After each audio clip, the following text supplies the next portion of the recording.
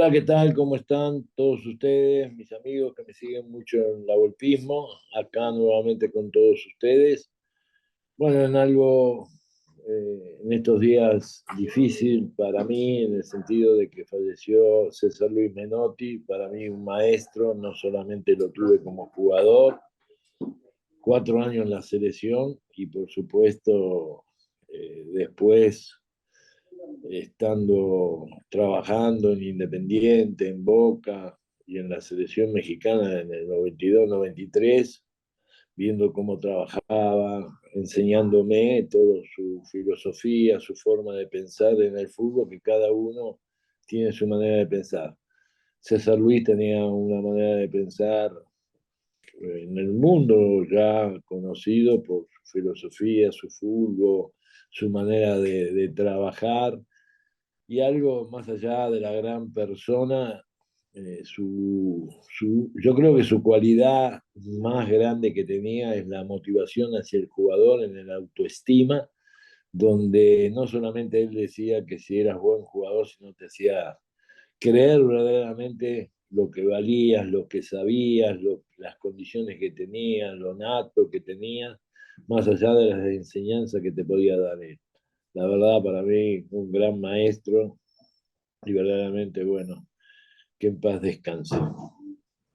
Excelente persona, humilde, más allá de que todos sabíamos quién era César Luis Menotti, pero él siempre ah, se manejaba de una manera de ayudar, de apoyarte. Por ejemplo, te vuelvo a repetir, cuando yo me acercaba a él fue cuando quería aprender ciertas cosas, manejo de un plantel, qué es un vestidor, no solamente la cancha, cuidado con eso, llegarle al jugador, hacerlo profesional, saber las responsabilidades que hay en la cancha, todo eso era un libro abierto para mí, una persona que te lo explicaba, te lo hablaba, te decía cómo se debe de motivar al jugador, más allá de después de enseñarle el oficio en la cancha. Él hablaba de algo muy claro que alguna vez nos olvidamos dentro del fútbol, saber leer el partido. Es decir, en las charlas que yo escuché, y fueron en 4 años que estuve con él en la selección, cada charla él hablaba pensar, cuidado, ser inteligente, pensar y saber leer el partido, es decir, saber cómo enfrentarse al rival, no solamente de las cualidades del rival, sino que ya en las charlas técnicas te decía falencias del rival, virtudes del rival. Entonces entrabas a la cancha con una idea futbolística que sabía lo que tenías que hacer en ofensiva y en defensiva. Entonces, muy claro, muy explícito, un tipo muy fácil de entender lo que quería del equipo dentro del campo de juego. Hablaba mucho individual, ojo, era mucho de acercarse, no solamente cuando hablaba pizarrón, video, en los vestidores, que hablaba mucho, era mucho de cuando estaba en la cancha de acercarse, qué sé yo, por ejemplo, al lateral, lo que pretendía del lateral, del central, de los volantes, los delanteros, que en aquel momento eran los famosos wing, el extremo, el que hacía la amplitud, y después el convencimiento que tenía en su filosofía futbolística. Él decía mucho en defenderse con pelota, es decir, en la medida que vos le quitabas la pelota al rival, le, le quitas esa iniciativa, y entonces el buen manejo de la pelota, el protagonismo, el saber, si no se puede por un lado, darle la vuelta. Es decir, lo que hoy la juventud ve en un Guardiola, por ejemplo. Hay diferentes técnicos, hay grandes técnicos con varios logros, pero ves diferente cómo trabajan los equipos. No es lo mismo un Mourinho, por ejemplo, que un Guardiola. En esas cosas era diferente. Por eso acá hubo un momento muy fuerte en aquella época, el menotismo y el bilardismo. Es decir, dos técnicos que lograron grandes, ¿no? Grandes cosas, los dos campeones del mundo, subcampeón del mundo. El flaco manejó la juventud a los 19 años, cuando sale en la época que quedó afuera Maradona de aquellos 22 jugadores. Después lo llevan en el 79 al campeonato juvenil del mundo y ganan con Díaz, el pelado Díaz, que ganan el título allá. Entonces, sabía lo que es manejar al joven también, no solamente al jugador de experiencia, el jugador que ya está hecho. Muy claro para hablar, muy explícito. Los entrenamientos antes quizás no es como ahora, porque ahora se trabaja mucho más en lo ofensivo. Antes se trabajaba defensivo un 70% y el otro 30% en la ofensividad. Le daba mucho a la creatividad del jugador. Ahí a donde él te tocaba ese autoestima, vos me tenés que hacer esto, tenés que arriesgar, encarar, en lo que es el último tercio de la cancha, ¿no? Bueno, él me ve a mí, es decir, sorprendido, porque siempre me va a quedar algo muy de él. Vos fijate que éramos 22 en la selección, ¿no? Entonces, cuando él me ve dirigir en cierta manera, yo estaba en el Atlante, que fue cuando salgo campeón en el 92-93. Entonces él ve cómo juego, cómo salía jugando y la diferencia que yo generalmente salía mucho con la línea de tres. Entonces, en una cena, no me olvido más, me dice, ¿le puedo decir algo? Después de haberme observado fácil más de un mes, había pasado como un mes, yo iba a ver los entrenamientos de él en el centro de capacitación que entrenaba la selección mexicana. Y vos fíjate que los jugadores que buscaba, ¿no? Un Guamerú García, buscaba todos esos jugadores de calidad, de buen manejo de la pelota, porque vuelvo a repetirte, es lo que quería protagonismo, de buena rotación, de la buena transición que se dice en la media cancha, las salidas de atrás. No solamente es la salida de atrás en un saque de meta o cuando la pelota tiene el arquero, había una inflación en el campo mío, es decir, en el campo del equipo, no del adversario, sino de a 10, 15 metros del área, 20 metros, te obligaba a salir jugando, es decir, nunca tiraba el pelotazo, él odiaba el pelotazo. Él decía que el pelotazo era un recurso cuando el rival, por hacerte un pressing en alto, regalaba los mano a mano. Entonces sí, estaba trabajado, que cuando venía ese pressing así desesperado del rival, romper las líneas por arriba, ¿no? Entonces, todo lo trabajaba, la verdad, todo lo trabajaba, todo te lo enseñaba, pero lógicamente su manera de ver el fútbol era que brillen los jugadores, que los jugadores demuestren todo lo que tienen cada uno en sí mismo, que lo demuestren en la cancha, cuando hay que arriesgar, tenían que arriesgar, insistía mucho en eso, en el buen manejo. Entonces, todos sus equipos, en cierta manera, como vos decís, brillaba porque gustaba.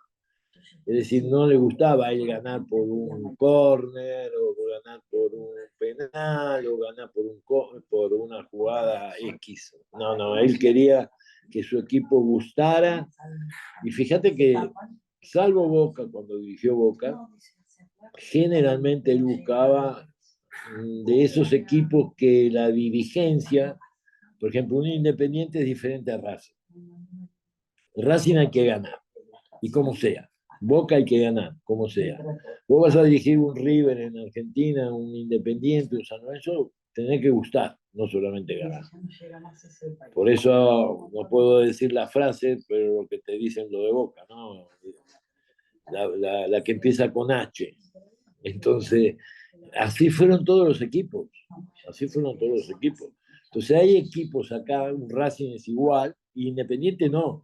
La platea que hay en Independiente, te digo porque yo lo seguí mucho en Independiente cuando él lo dirigió, iba a todos los entrenamientos y después, lógicamente, me daba la platea para ir a ver los partidos. La gente de Independiente, los plateístas, que son los que pagan más, los que son más exigentes, exigían que Independiente jugara un buen fútbol. no es ganar por ganar. Entonces, yo entiendo algunas veces la prensa, bueno, hay que salir campeón, hay que ganar. Sí, bueno, pero hay maneras y maneras. No doy nombres, pero después algunos de esos técnicos nunca dirigen en equipos grandes, ¿eh? Nadie lo llama. No, no doy nombre, pero yo ya, si uno ve los historiales de algunos técnicos, sí, ganó este, ganó acá, pero no le dan nunca a los equipos grandes, es muy difícil. Porque el equipo grande, en diferencia de los demás equipos, en toda cancha tenés que salir a ganar. Entonces el rival generalmente te juega el contragolpe, porque ya te conoce, que salís jugando, que... Y voy a decir algo ahora que él, en cierta manera, nunca lo dije porque, bueno, podía ponerlo en problema, ahora ya no. Y puedo decir, para mí, el Mundial de Argentina, que sale campeón en el 2022, jugaba en estilo de los jugadores, es decir, la característica de los jugadores. ¿Y cómo jugaba? Era el Huracán de él que sale campeón en 1973. Igual, con las características, donde era un Brindisi o era un De Paul. El 5, que era Fatiga Russo, era un Enzo o un Paredes. A donde jugaba McAllister o Lo Celso, era Babington, el inglés Babington. Arriba, el 9 referente preocupando en el área, como fue Álvaro o Lautaro, era Bayay. La función de un Messi, de ese jugador desequilibrante por afuera, que no es ni el extremo ni el 9, que era, jugó Messi, en el 73 fue Fausto. Y para terminar, en el funcionamiento del equipo, lo que hacía un Di María o un González por el lado izquierdo, que de repente es extremo y de repente son volantes, bueno, lo hacía La Rosa, que es el que él llevó en el 78. Y entonces, el que le gusta el fútbol, cómo juegan los sistemas, algunas veces ni se dan cuenta de lo que estamos hablando. Scaloni fue el técnico, el que ante todo el mundo, pero el director deportivo, ¿quién era? César Luis Menotti era el director deportivo. Es decir, en esas charlas de café, en esas comidas, en esas cenas que hay, en el acercamiento o en las concentraciones, seguro que estaba él. Por el convencimiento, lo que hablábamos antes, el convencimiento del jugador, de jugar, de tener un protagonismo, que México no sea solamente en aquel momento la dinámica que tiene el jugador mexicano lo entiendo porque llevo años, quizás destaca más en dinámica, más a un juego, qué sé yo, diría europeo, y el flaco le puso de saber jugar al fútbol, de arriesgar, de salir jugando, de esa transición de balón. Eso seguro, me imagino que todos esos jugadores que nombraste, que por eso te digo de buen pie, de buen manejo, es decir, él buscaba ya esa manera de que México podía jugar de esa manera, ¿no? Porque acordate que también en los jóvenes estaba Cayetano Rodríguez. Es decir, no solamente puso, alguna vez es lo que digo yo, la filosofía de los jóvenes, que hoy sería la 20, la 23, es la misma idea, sistema, forma, característica porque los sistemas lo hacen a través de cuando vos convocás la característica de los jugadores, a qué sistema querés jugar. Entonces ahí convoca.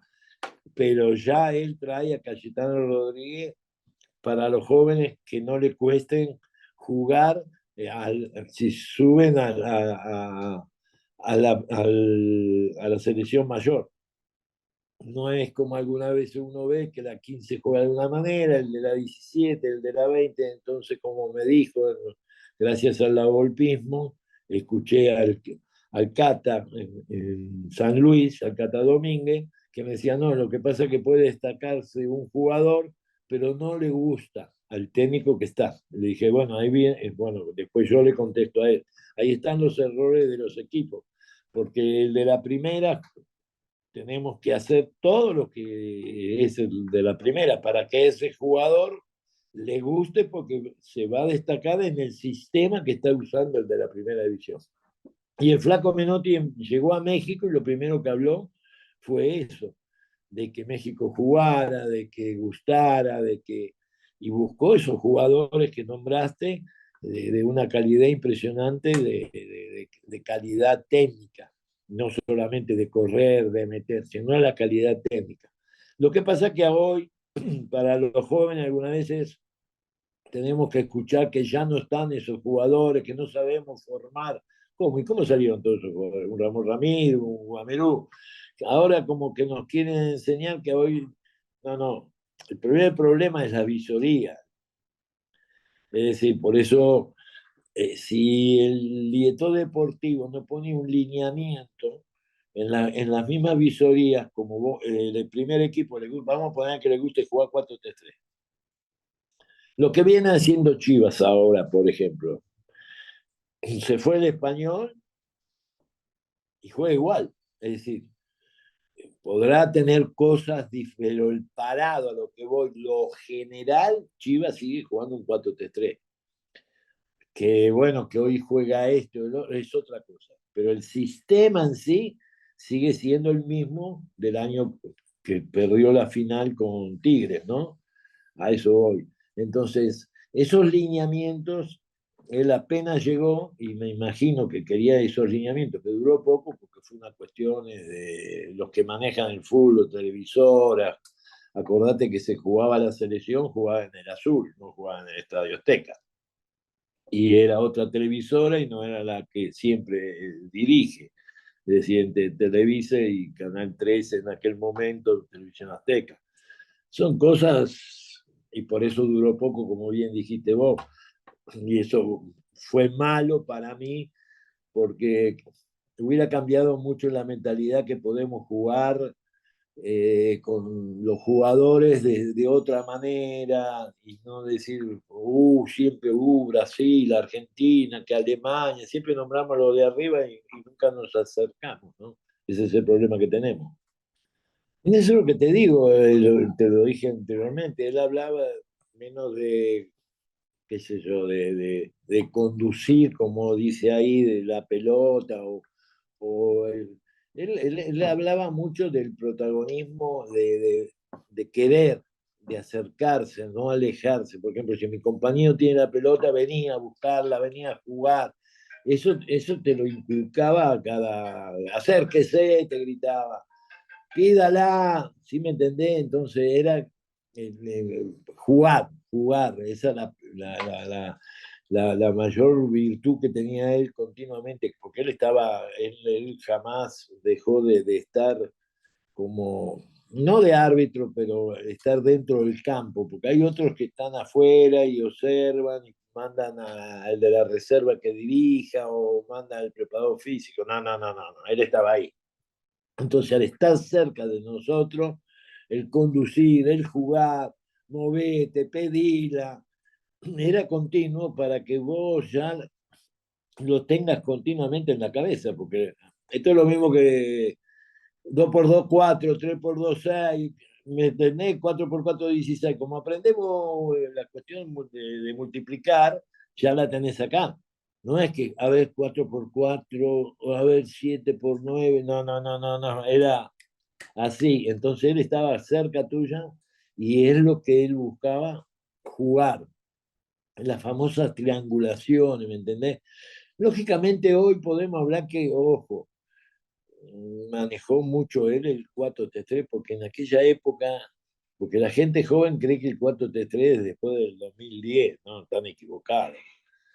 Volvió el 4-3-3, es decir, había caducado el 4-3-3 y volvió a ser vigente el 4-3-3, porque los jóvenes creen, no, a mí me gusta el 4-3-3, no, no, hombre, jugábamos en el año 70 y salimos en el año 78 campeón del mundo con el 4-3-3, ¿entendés? Pero eso que él ahí dice es de jugar, mostrarse, querer la pelota. El convencimiento del que yo te hablaba antes es un fútbol que guste, que guste. Yo sigo insistiendo que para volver a ese fútbol, ojo, como subió mucho, demasiado hoy lo físico, el crecimiento hoy fue físico, por eso todos están con el GPS, ¿viste? A ver cuántos corren. no hay un contador de cuántas veces tocaste la pelota. Ahora sí hay un contador cuántos metros corriste. 15, 13. ¿Por qué no hay un contador de la pelota? A ver cuántas veces la tocaste. Ese tendríamos que poner uno abajo del GPS, un contador. ¿Cuántas veces la tocaste? Eso es lo que me imagino que él, si estaría acá, buscaría ese cinturón.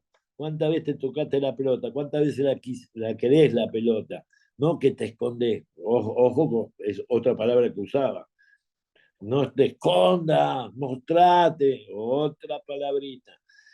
Muchas palabras que uno aprendió estando 4 años cerca de él, ¿no? Entonces, pero vuelvo a repetírselo, viendo que él dice ahí, es los grandes equipos que tengan esa transición de balón, protagonismo, de buen manejo, de mucha llegada.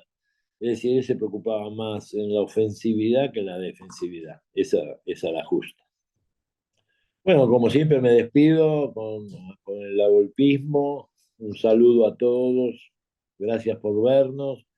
Siempre les digo lo mismo, manden preguntas que vamos a hacer así con Zoom o estando yo ya de vuelta por allá, contestar las preguntas a todos aquellos que quieran saber algo. Y vuelvo a decir, en un momento como yo creo que no solamente a mí, sino a muchos, pero a muchos técnicos, César Luis Menotti nos dejó algo.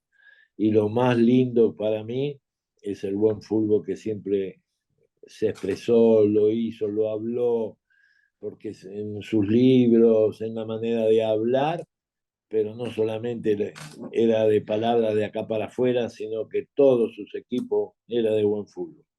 Así que Dios lo tenga en la gloria y nos dejó igual un buen, no solamente de pensar, sino una escuela para muchos que menos es la golpismo, la golpismo es la menotismo.